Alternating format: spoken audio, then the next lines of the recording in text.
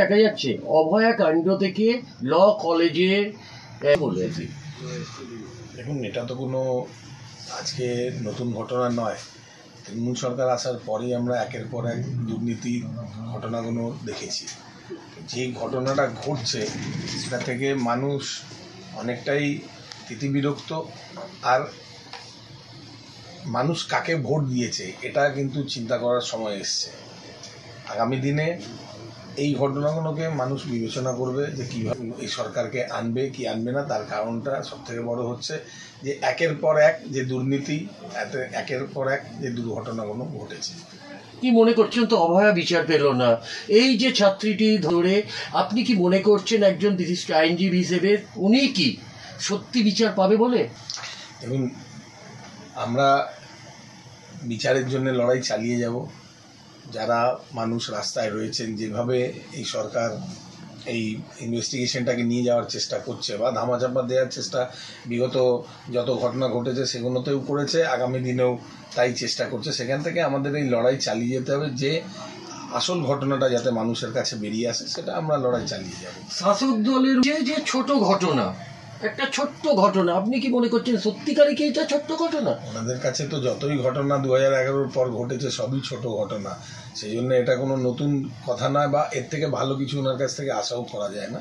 কিন্তু এই ঘটনাগুলোর প্রতিবাদ মানুষ রাস্তায় নেমেছে, আরজি করের ঘটনার কাণ্ডেও নেমেছে, এখানেও নেমেছে। আর আমরা যতদিন এই সরকারকে উৎখাত করব না, আমরা রাস্তার মধ্যেই থাকবো। দেখা যাচ্ছে আগে ছিলেন যিনি, এখন নেই, চেঞ্জ হয়েছেন, অর্থাৎ কোন প্রক্রিয়া দেওয়া হচ্ছে যদি একটু দর্শকদের আপনি জানাতেন। দেখুন, আমাদের এখানে তো পরিষ্কার আছে যে গণতন্ত্র বলে কিছু নেই। যে যারাই প্রতিরোধ বা প্রতিবাদ করছে তাদের মুখটাকে বন্ধ করে দিতে হবে, এটাই হচ্ছে একমাত্র এই সরকারের এজেন্ডা।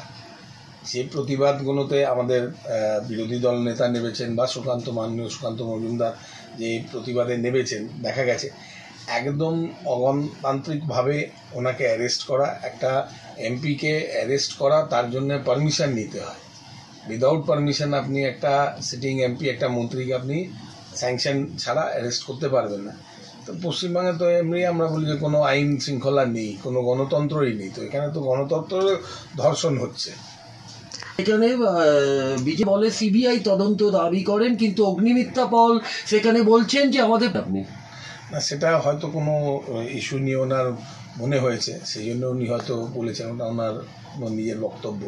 কিন্তু যা পরিস্থিতি রয়েছে সেটা সবার সামনে রয়েছে যে একের পর এক ঘটনাগুলোতে কীভাবে পুলিশ এখানে তদন্ত করেছে। আর প্রত্যেকটায় মাননীয় হাইকোর্টকে, আমাদের উচ্চতর আদালতকে ইন্টারভেন করতে হয়েছে, সেখানে সে ইন্টারফিয়ার করে সেটাকে হ্যান্ড ওভার করতে হয়েছে অন্য কোনো সংগঠনকে। যখন এই যদি দিনকের পর দিন এই ধর্ষণ কাণ্ড বেড়ে যেতে থাকে, তাহলে রাজ্যবাসী এবং পশ্চিমবঙ্গের মানুষ তাহলে কোন দিকে এগোবে? আপনি পশ্চিমবঙ্গের মানুষ এমনি ডিসাইডেড যে কি কোন দিকে তারা এগোবে। যেভাবে বিগত 10 বছর বা থার্ড টেনিয়রটা চলছে, আমরা বসিরহাট দেখেছি, আমরা এই আরজি কর কাণ্ড দেখেছি। তো মানুষ যেভাবে এই জিনিসগুলোকে ঘটেছে সেটা ভালোভাবে নিচ্ছে না। আশা আর আমাদের দৃঢ় বিশ্বাস যে এই সরকার 2026-এ উৎখাত হবে। এখন শ্রমিক ভট্টাচার্য একজন দীর্ঘদিনের নেতৃত্ব, পুরনো নেতৃত্ব। উনি সংগঠনের সব স্তর আর প্রত্যেক লোককে খুব ভালোভাবে চেনেন, আর উনি সবাইকে নিয়ে চলতে পারেন। সেই জায়গা থেকে আমাদের একটা শ্রমিক ভট্টাচার্যের সভাপতি হওয়াতে একটা নতুন দিশা বা একটা নতুন যে জোশ এই আমাদের সংগঠন পাবে। সেখান থেকে আশা করি যে ভালোর দিকেই আরও এগোবে আর আন্দোলন আরও শক্তিশালী হবে। দেখুন, দুজনেরই নিজের জায়গা রয়েছে, দুজনই নেতৃত্ব ভালো। উচ্চতর নেতৃত্ব, কেন্দ্রীয় নেতৃত্ব যেটা ঠিক করেছেন সেই জায়গা থেকে এসছেন। দুজনের মধ্যে কোনো কম্প্যারিজন নেই। দুজন নিজের জায়গায় বিজেপির নেতৃত্ব আমরা মানি, আর দুজনই খুবই দক্ষ নেতৃত্ব। মিটবে কিংবা দুজনে একসঙ্গে কাঁধে কাঁধ মিলিয়ে কাজ করবেন? দ্বন্দ্বর কোনো জায়গা নেই। আমরা মনে করি যে একটা সংগঠন থাকলে আলোচনা হয়, সমালোচনা হয়, সেটাই হয়। কিন্তু আমার মনে হয় না যে কোনো জায়গায় কোনো দ্বন্দ্ব ভারতীয় জনতা পার্টির মধ্যে রয়েছে। দিনের বেলা সবাই স্বপ্ন দেখছে, এইটুকুই বলা। আচ্ছা, টিএমসিটা আমাদের তো কিছু একটা বলতে হবে। যেভাবে ওনারা মুসলিম অ্যাপিজমেন্ট বাড়িয়েছেন, মুসলিম তোষণ বাড়িয়েছেন, সে আমাদের তো এটা ছাড়া বলার কিন্তু কিছু নেই। अच्छा, धीरे धीरे यहाँ से हिंदू लुप्त हो रहा है, बहुत ज़्यादा चलिएगा।